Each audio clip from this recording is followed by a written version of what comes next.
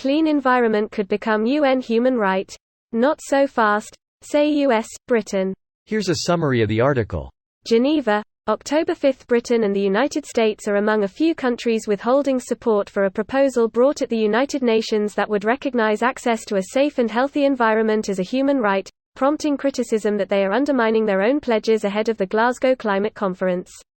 At national level, this right has been shown to empower people, particularly those most vulnerable to environmental damage or climate change, to drive change and hold governments to account, said Mark Lemon of Universal Rights Group think tank.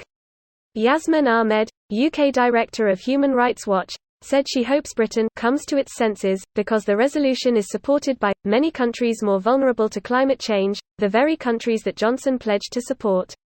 Whilst we have legal concerns about recognising a right to a safe and healthy environment in this way, we continue to engage constructively with the main authors of this resolution at the Human Rights Council. Past UN resolutions such as one in 2010 on the right to water and sanitation, have prompted countries like Tunisia to pass legislation enshrining it in domestic law. Dennis van Berkel, legal counsel to the Urgenda Foundation, which won a landmark climate case against the Dutch government in 2019, said the resolution could help courts interpret the right in future cases. Top UN rights official Michelle Bachelet opened the Council's session in September by calling environmental threats the single greatest challenge to human rights of our era. This post received a score of 4,500, with an upvote ratio of 94%. Here are the top comments in response to this article. I assume the countries opposing this are against it because then companies from their countries, US, UK, could get sued if they work in other countries and cause environmental damage. It's the basis of modern global capitalism. Exploit a country, its people and resources to produce as much as possible for as cheaply as possible, and ship those commodities to the countries designated as consumption countries for as high a price they will tolerate for max profit. The system is exploitive at all levels by nature. Greater than exploit a country, its people and resources to produce as much as possible for as cheaply as possible, and ship those commodities to the countries designated as consumption countries for as high a price they will tolerate for max profit. You forgot, and pay taxes in neither. UK, Brazil and Russia are the main people opposing this. They are okay with it being a human right but want to amend the language so that clean environment is more specifically defined. Specifically defined to not mean clean so they can keep on skimming that cash.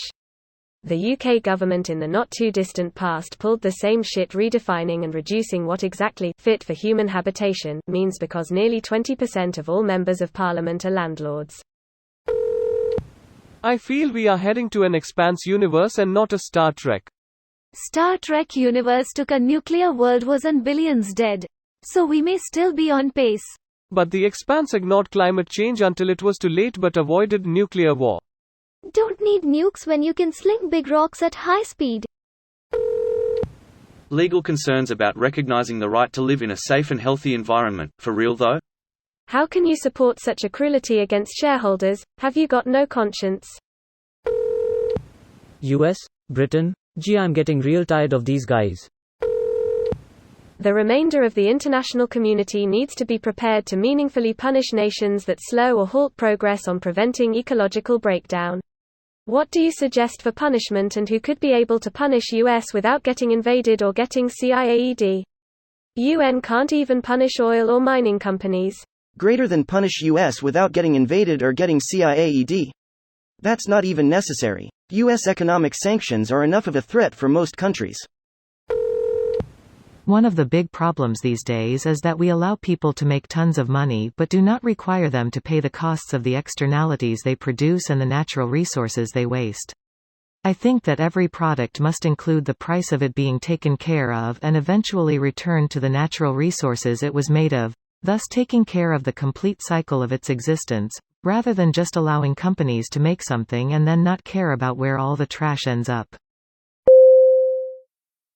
This video was automatically created by Reddit to speech. The article and comments in this video were selected from Reddit according to their upvotes, and any paraphrasing was performed by smmry.com, without any human intervention.